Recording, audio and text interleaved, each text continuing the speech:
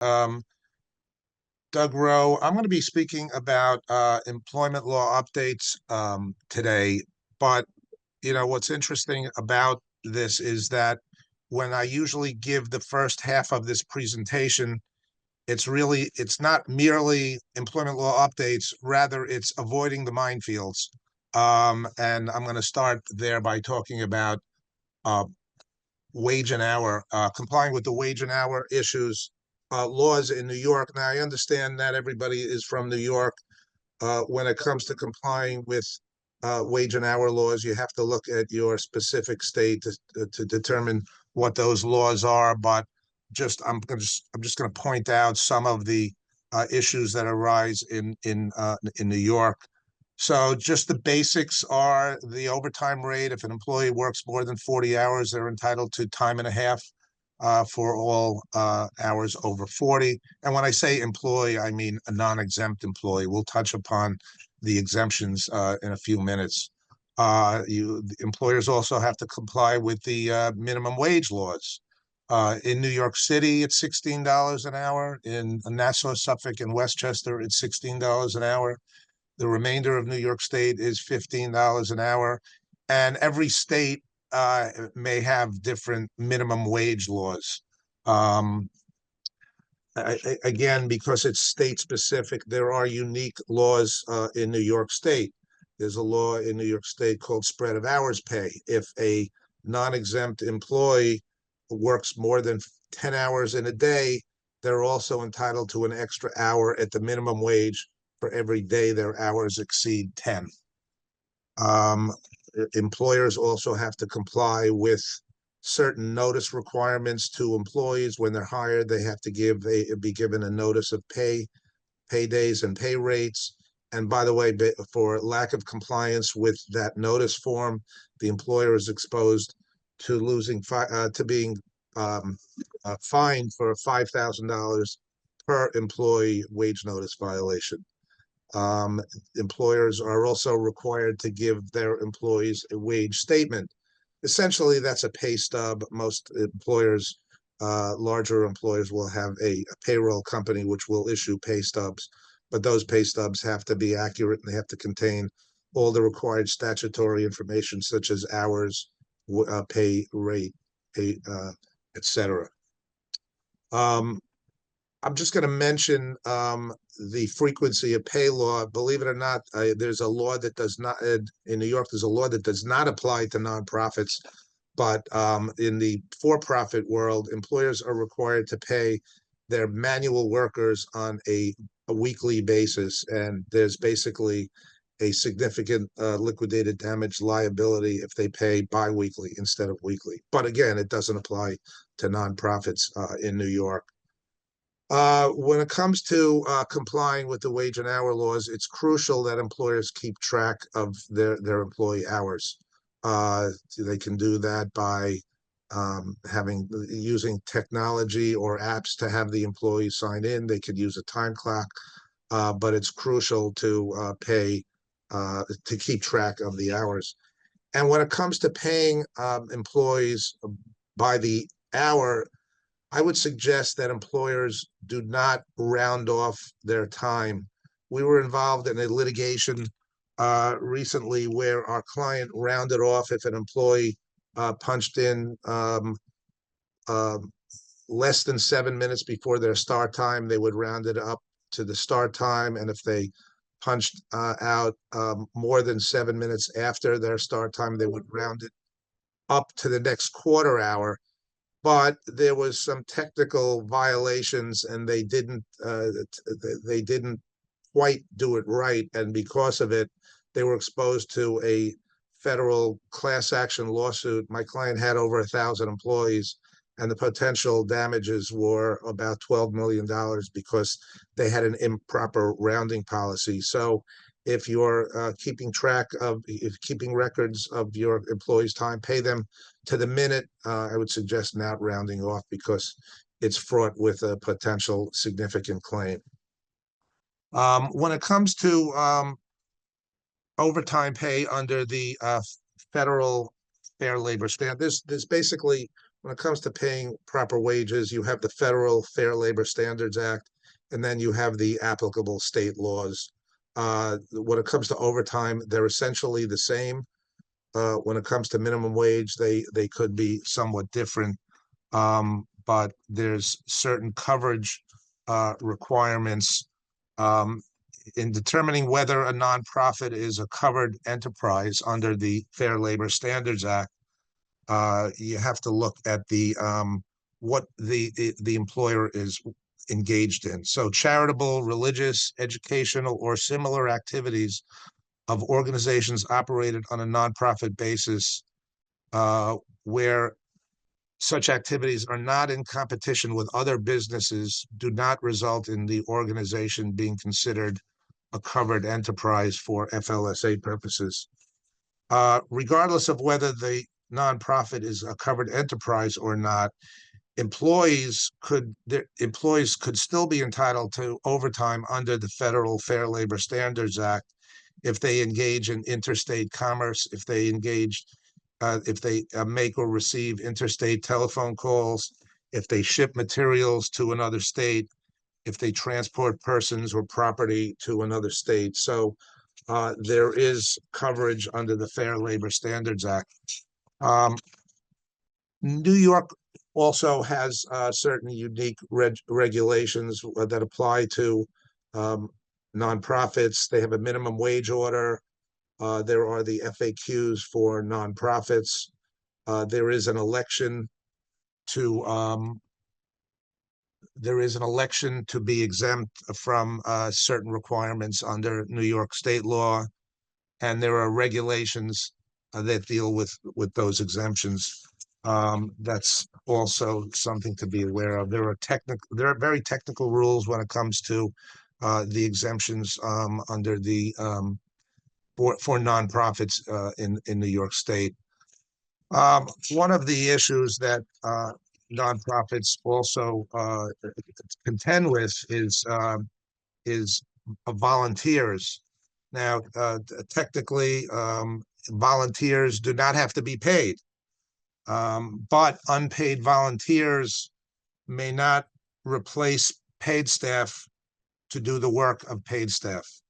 Volunteers may not do anything but the tasks traditionally reserved for volunteers. Volunteers may not be required to work certain hours. Volunteers may not be required to perform duties involuntarily.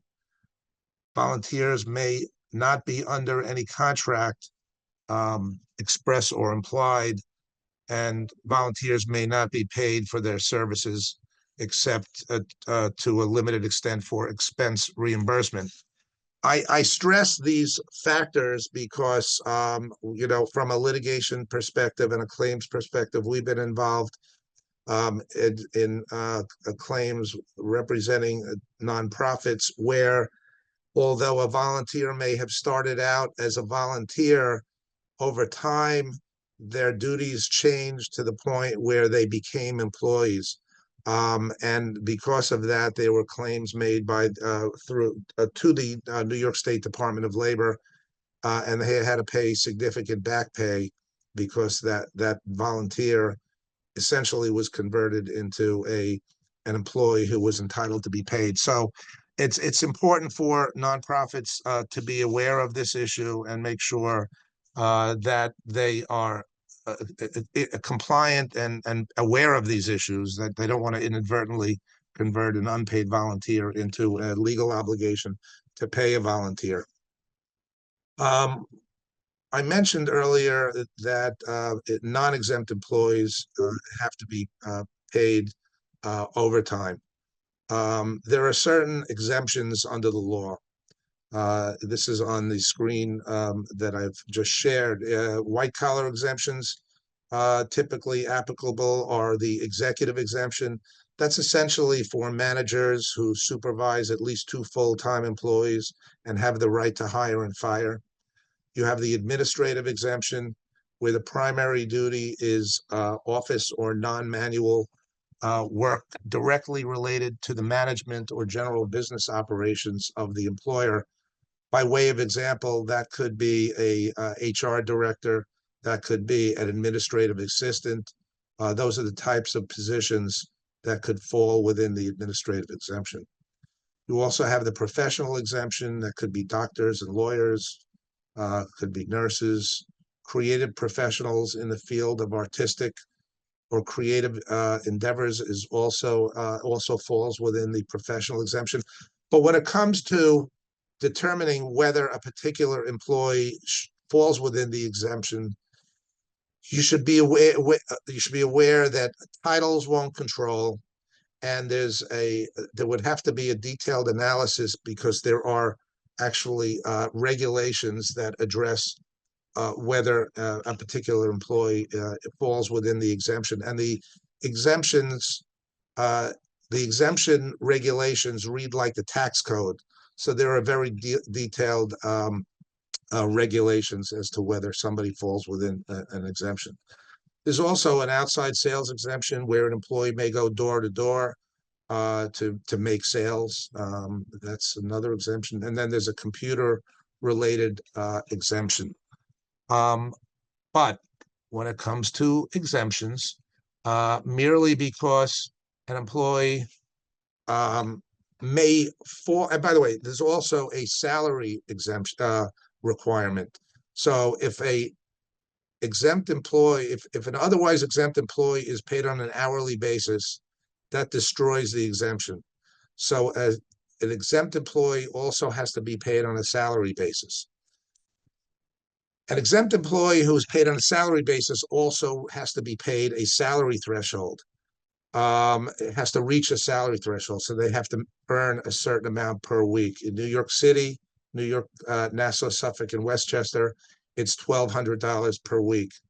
The remainder of New York State is $11.24 per week. For non-New York State, there's also a federal threshold, which is increasing from $684 per week to $844 per week as of July 1st, 2024. And then it's increasing as of January 1st, 2025 to $1128 per week. So again, it's important to properly classify your employees as exempt or not. The exposure is significant for misclassification. If you misclassify an employee as exempt where they're otherwise non-exempt and entitled to overtime, you can still have significant liability for the unpaid overtime wages, liquidated damages, and attorney's fees. It's important when it comes to wage and hour compliance that the employer is compliant. So we would recommend conducting a self-audit, reviewing the salary information, reviewing the exemptions. As I mentioned, there are significant liability for claims. Could be Department of Labor audits. Could be class action liability. One of the issues that is in the nonprofit world as well as the for-profit world is whether you're properly classifying people as independent contractors. There's a 20-factor test. These days, it's almost presumed that anybody who works for a company is deemed to be an employee. It's a rare exception that you could properly have a person classified as an independent contractor unless they're truly a separate business entity. So just beware of that. Working from home is also an issue. When it comes to working from home, employers should remember that employees' time still has to be tracked, that they should still have schedules. You know, when COVID first started, a lot of employees were working from home and they would work all hours of the day and night, and it was almost impossible to properly track hours. And when it comes to non-exempt employees are entitled to be paid for all their hours. So it's important to have schedules that employees who work from home follow. And remember, you have to also follow other employment laws when an employee works from home. So they're entitled to meal periods. They are subject to anti-harassment policies such as sexual harassment. They're entitled to receive certain notices And when it comes to working from home, supervisors should be trained in order to understand what the laws are. Um, there's a law in New York called Salary Transparency Law.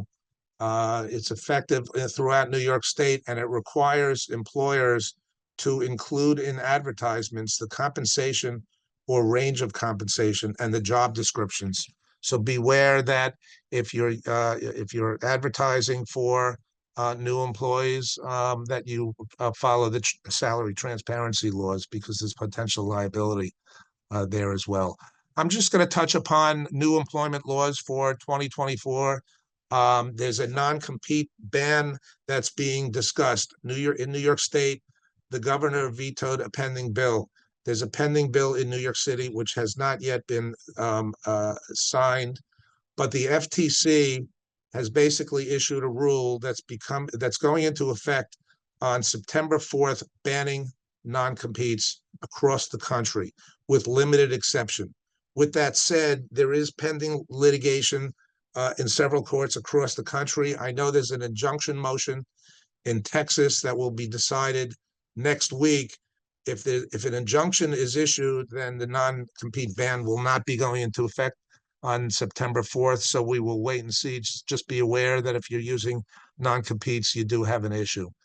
There's a law in New York called the Freelance Isn't Free Act. It basically protects freelancers and independent contractors, if you do use independent contractors, requiring written contracts, timely payment of compensation, and complaint procedures. The Clean Slate Act is also a law in New York that's going into effect in November, and it basically protects employees who have a criminal conviction history to coincide with the other criminal conviction discrimination laws. New York prohibits employers from requesting that employees provide access to electronic personal accounts. The New York State just extended the statute of limitations to file employment discrimination claims with the Division of Human Rights from 1 year to 3 years. Just want to touch upon this issue. As we all know, we have some serious elections coming up, and political discussions are always an issue, especially also in the workplace. And employees do have some protections. You can terminate an employee who engages in inappropriate political commentary in the workplace in New York because they're at will. But New York also has a law that protects activity outside the workplace. So you have to be careful that you're not necessarily going to terminate an employee who engages in certain political activities outside the workplace. Just touching upon it and be aware of it, and make sure you have handbooks and policies and training that people are aware of these issues. In New York, the penalties for wage theft have been increased to essentially make it a criminal activity. There are several laws in New York and also federal laws that have added protections for pregnant employees and breastfeeding workers. New York City has a unique law, the first in the country, requiring bias audits if you're using online services to recruit for employees, to make sure that you're not violating the law inadvertently through technology. And if you want to monitor your employees' conduct in the workplace, you have to give them written notice. That law went into effect last year, but this was a reminder. There's a new EEOC poster that went into effect. And by the way, I'll remind employers that they do have to have their posters, updated posters. It's required by state and federal law. Artificial intelligence has also reached the workplace. EEOC issued guidance recently on the use of artificial intelligence tools in employment selection procedure under Title VII. And New York City recently enacted a height and weight anti-discrimination ordinance.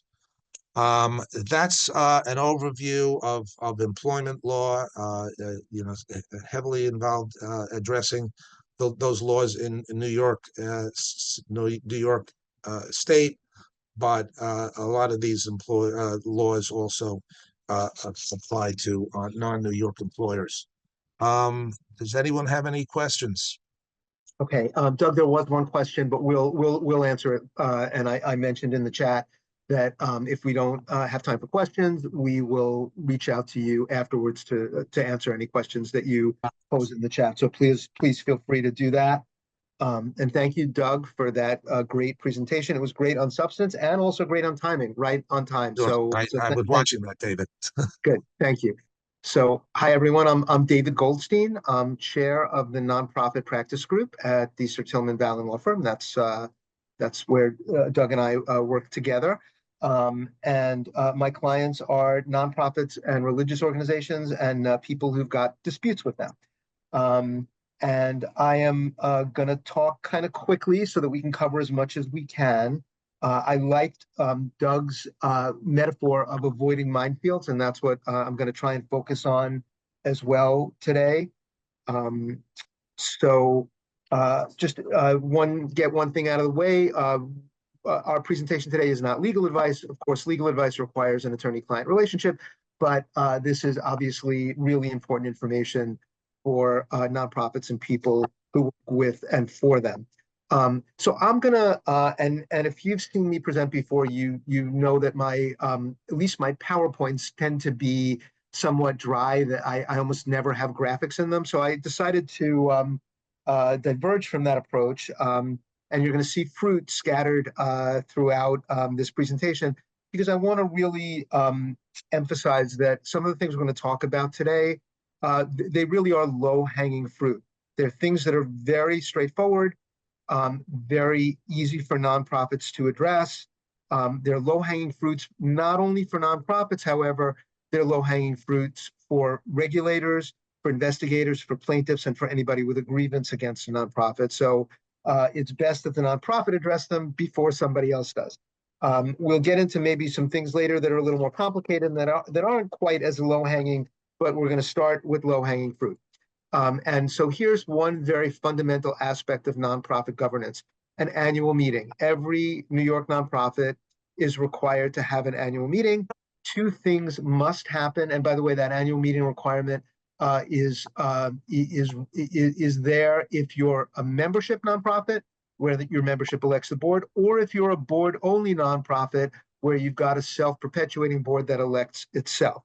So in either event, you have an annual meeting requirement. Two things must happen at every annual meeting: the election of directors, that can be the whole board, or many nonprofits have classified boards where there are different classes. So a percentage of the board, most commonly a third, is elected every year. So either way, you elect the whole board or you elect a class of the board. That has to happen every year.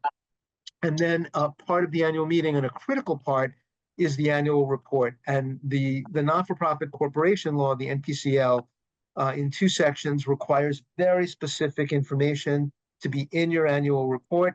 There's a little bit of a timing trap there. Most people aren't aware, but it's in section 519 that the information presented at your annual report, in your annual report at your annual meeting, needs to be for a 12-month period that ends not more than 6 months before the date of the meeting. So if your fiscal year ends 12/31, your annual meeting has to happen before the end of June. And so the financial information in the annual report is required in the statute, and it's critical that that be presented every year. Let's talk for a minute about some other low-hanging fruit, which is the very significant regulation around conflicts of interest and related party transactions in New York. New York has the most demanding regime in the nation covering conflicts and related party transactions. And to drum that home, the IRS, many of you know, the IRS has made available on its website for free to nonprofits a sample conflict of interest policy designed for 501c3s, written by the IRS's legal staff, and it's right there, and it's recommended by the IRS, and it's free. All that being said, that conflict of interest policy absolutely does not work for New York nonprofits.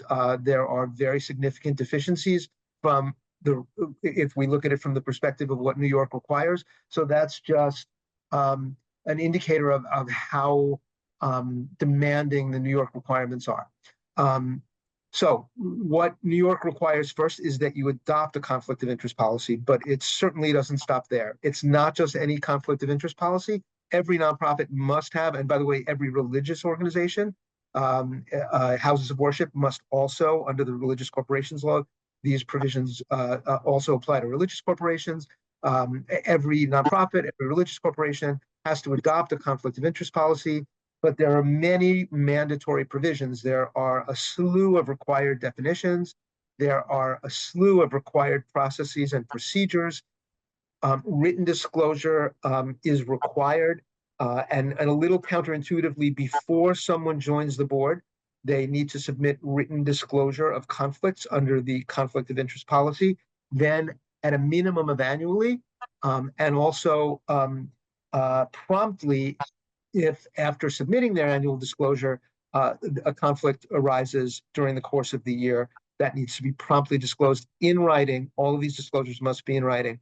The other interesting thing about, I just want to highlight it for a moment, about the related party transaction requirements under New York law. There are two types of conflicts. One is a garden variety conflict of interest. That's where I may have a divided loyalty between myself and the organization. If I'm a board member, officer, or a key person, those are the covered persons. If I've got a divided loyalty, let's say, for example, I'm on the board and my wife is on the board of the local library, and our nonprofit rents space from the local library. There I might have a divided loyalty. I've got loyalty to the nonprofit because I'm a board member, but I've also got loyalty to my wife, and I want to help the library out because that is something that my wife cares about. So that's a conflict of interest, but there's no financial interest. An even more scrutinized type of conflict of interest is called a related party transaction, and there is a financial interest. And because of that, there are heightened requirements, including that if we're dealing with a related party transaction, it's not enough for the board to approve the related party transaction. The board, in approving it, has to utter what I refer to. The statute doesn't say this, but it's my way of characterizing it. It kind of helps clients remember it.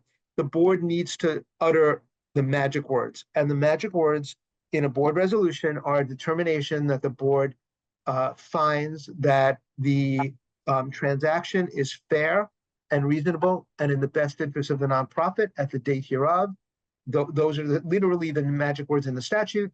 And I would also add that needs to be based on something. So the board can't say, well, we just think this is a good deal. And we hereby find it's fair and reasonable in the best interest of the nonprofit. It needs to be based on something objective. Generally, that's comparable transactions, and all of that gets attached to the minutes as exhibits to show that the board fulfilled its fiduciary duty. So next, and this is critically important, the board always, and again, very low-hanging fruit, but can cause major problems if we don't keep our eye on this. We always need to monitor the activities of the corporation against the corporate purposes set forth in the certificate of incorporation. So every New York not-for-profit corporation must set forth its corporate purposes in its certificate of incorporation. The legal principle here is that a diversion from corporate purposes, no matter how worthy, is a breach of fiduciary duty by every board member. So it can be that there's something that we want to do that is way more significant and way more important and way more worthy than what our corporate purposes are. But that would constitute a diversion from our stated corporate purposes, and that would be a significant breach of fiduciary duty. So now certificates of incorporation can be amended to expand corporate purposes, but there's a very detailed process around that. And if you're a charitable nonprofit, which most nonprofits are in New York State, that requires at a minimum the consent of the Attorney General or the Supreme Court to amend your certificate of incorporation. But it's critical that that happen before you expand your corporate purposes. I want to highlight here what I refer to as a certificate of incorporation trap, because what we very often see is that nonprofits, the first document, by definition, the very first document in the history of any nonprofit is its certificate of incorporation. I've got clients that were formed in the mid 1800s. One actually was formed in the late 1700s. But for all of them, they started with their certificate of incorporation.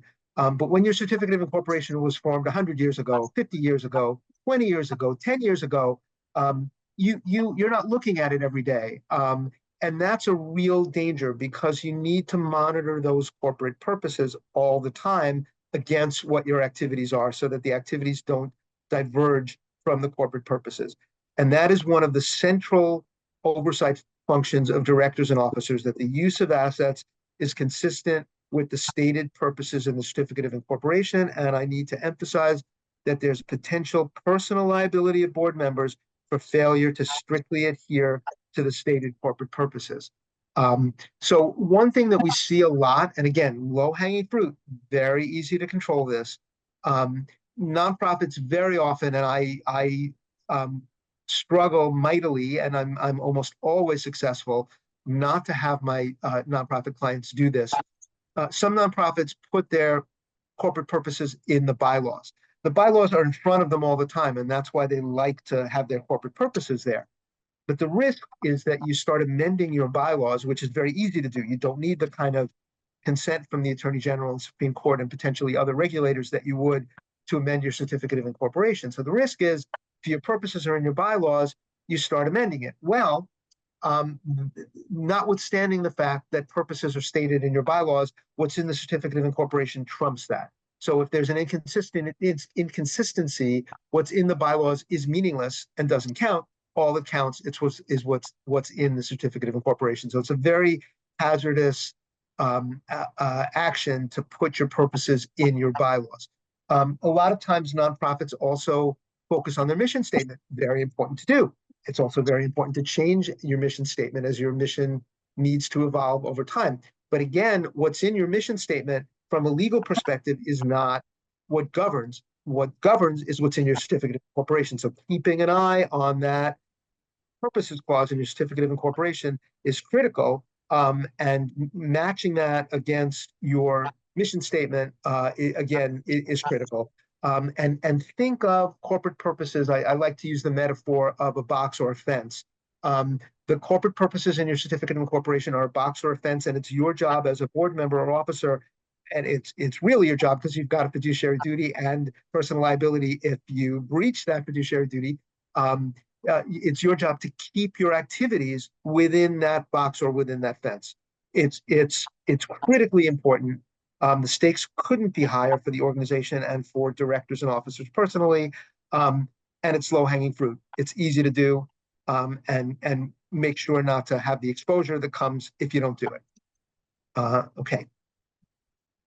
So here's my tagline. If you've seen me speak before, you've heard me say it. Nonprofit governance, it's not rocket science. But what it does require is discipline, focus, attention to detail, commitment to compliance, and all of those activities are continuous. You can't take your eye off the proverbial governance ball. So lots of details, right, in nonprofit governance. And those details are not mere formalities. They're not legal technicalities. These details have tremendous and, in fact, very often determinative practical consequences. Let's talk about some examples. Notice of meetings. So what's very relevant here, and there are provisions in your bylaws governing notice. There are provisions in the not-for-profit corporation law governing notice. And there might even be provisions, it's unusual, but occasionally someone buries, not a good idea, but someone buries notice provisions in the certificate of incorporation. Not a good idea because people aren't always looking at the certificate of incorporation. So if that's where the notice provisions are, chances are somebody's going to miss them. So there are notice provisions you need to be aware of, and what's at play is who receives notice, when they receive notice. So timing of notice is critical. How they receive notice, does it have to be in writing? Can it be by email? Sometimes the statute lets you do things, but your bylaws might inadvertently take away the flexibility that the statute provides. So very often, new clients that come to us, they're sending out email notice of meetings, and it turns out their statutes say that the notice has to be in writing and can't be by email because no one updated their bylaws to change that when the statute explicitly introduced email notice. So you need to always keep your eye on that. And then, of course, the content of the notice is incredibly important. One recent note on who receives notice. A new client came in and we met with the board, and there were 6 people on the board. And we noticed from the list of board members that the list had 7 people. And so I asked about who's missing, and they talked about a board member who was homebound and medically really not up to coming to meetings, but adamantly wanted to stay on the board. And that's not a great, being on a board where you aren't an active participant is problematic, both from the organization's perspective and the board member's perspective, because it's a breach of fiduciary duty by the board member. But they also had a notice problem because they stopped sending notice of board meetings to this member who was not going to be able to participate in the meetings either on the phone, in person, or via Zoom. And that's a real problem because when you've got improper or deficient notice, it can cause the meeting and its results to be invalidated, and the board actions that the board thinks they took to not be authorized because you had an invalid board meeting. So that's, again, low-hanging fruit. It just requires attention to detail and focus and continual discipline. So committees, let's talk for a minute about committees, some more low-hanging fruit here. So committees are a surprisingly technical area of the law. There are mandatory non-for-profit corporation law provisions, including limits on committee authority, and the effects of missteps in this area, similar to what we were just speaking about, are that actions that we think are authorized were not authorized because there's a problem in the composition of the committee or some of the procedures of the committee. This is a really important aspect, and that's why it's highlighted in red, that sometimes following your bylaws is not enough if the bylaws are inconsistent with mandatory provisions of the not-for-profit corporation law. That is a principle that applies to committees, but it applies broadly to your bylaws as well. And this is something when new clients come into us, we very often see, we look at bylaws, we see that they are something that the organization has scrupulously followed for years, for decades. They have followed the bylaws to the letter. But guess what? The letter is inconsistent with mandatory provisions of the not-for-profit corporation law. So those provisions that the board has been carefully following are contrary to the law. Therein lies the bylaws trap that I like to point out to my clients that they need to be aware of, as opposed to the certificate of incorporation, which is very difficult to amend. The bylaws are very easy to amend. Generally, it only takes a board meeting. In a board-only nonprofit, might be a little more complicated in a membership nonprofit, but even in a membership nonprofit, often the board, just at a board meeting, can amend the bylaws. So they're a little too easy to amend. And so we really need to be very careful about bylaw amendments to make sure that they not just make sense to us, but that they also comply with the law. So let's talk about some of the technicalities about board committees. First, 2 types of committees. The first is a board committee. Typical examples that you've all heard of: executive committee, audit committee, nominating, governance, development, compensation committees, just some examples. Here's the thing about board committees. They, under the law, require at least 3 directors to be 3 sitting members of the board of directors need to be on every board committee. Only board members can vote on a board committee. So if someone's not a board member. They are not a voting member. They can be a consultant or advisor to the committee, but they are not a voting member of the committee. And the reason for that is that a board committee possesses delegated board authority. So it has some piece, could be big, like the executive committee, could be small, but it's got some piece of board authority. And because of that, only board members, and a minimum of 3, can vote on a board committee. Other kind of committee, just want to see how we're doing on time. We have a few minutes. I'm going to try to talk even more quickly. I apologize.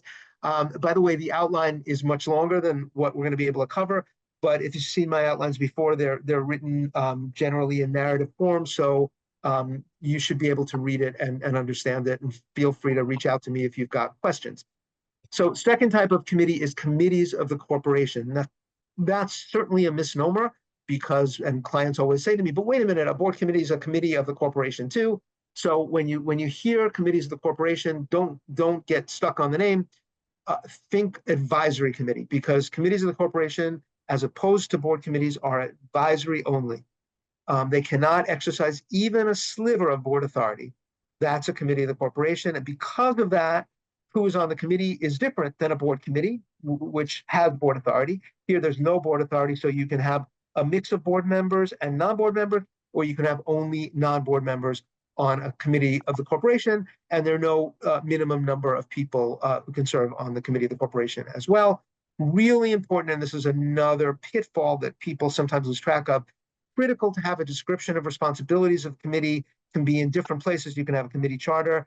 It can be in the board resolution establishing the committee, or it can be in the bylaws, but you should have a description somewhere, because otherwise the board isn't quite clear what the committee is doing, or other committees aren't quite clear what they're doing and what other committees are doing, and where the boundary is.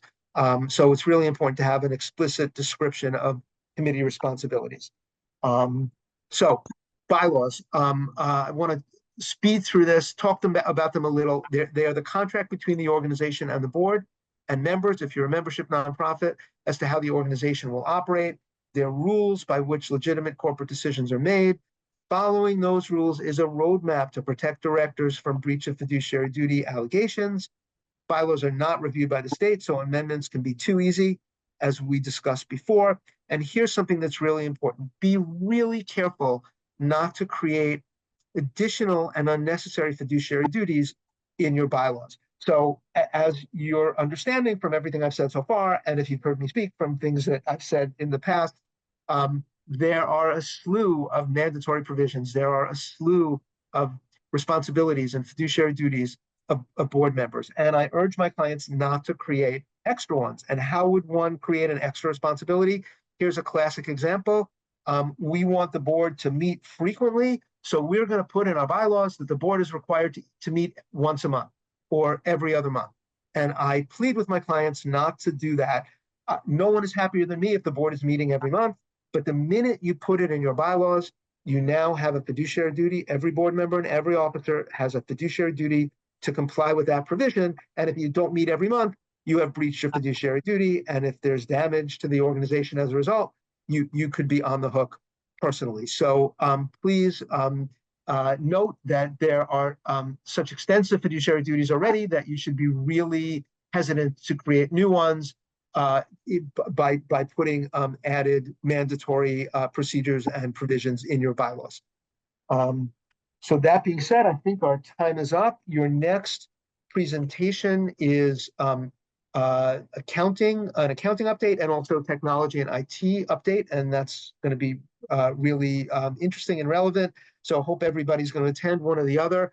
On Doug's behalf and on my behalf, we thank you very much for attending, and please reach out to us for questions, and please peruse the PowerPoint and the supplementary materials that were shared with you and that will be shared again after today's presentation, and again, reach out with any questions. On Doug's behalf, on my behalf, thank you so much.